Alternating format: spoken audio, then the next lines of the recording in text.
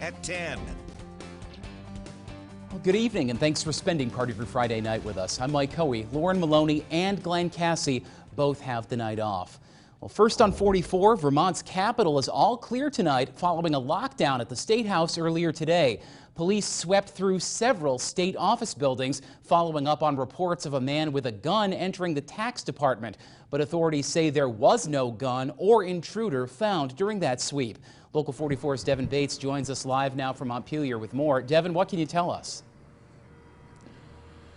Well, Mike, the lockdown was lifted earlier this afternoon, and as we know now, there was no danger, but this whole operation was really a reminder for everybody how important it is to follow procedures and guidelines during situations like this. Federal, state, and local authorities responded to an emergency near the State House on Friday following a report from 2 witnesses of a person with a gun going into 133 State Street, which houses, among other things, the Agency of Digital Services and the Department of Taxes. The call came in just after 11 a.m. and evacuation and shelter-in-place procedures were activated as law enforcement investigated the building.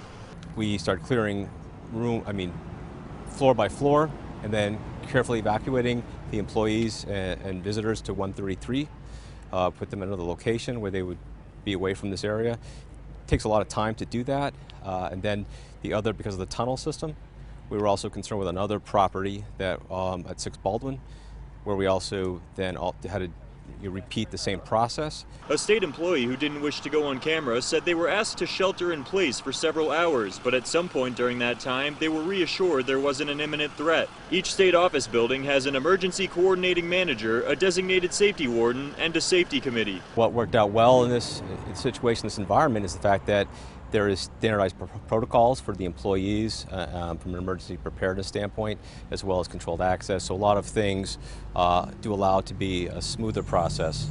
After the urgency of the situation was over, Chief Fakis thanked the dozens of state employees for doing exactly what they should have. It's not lost on us as we're doing what we need to do tactically, that there are people that are afraid they can't, their mobility may be limited to where they can access, and we really appreciate everybody's cooperation in the interest of protecting everybody.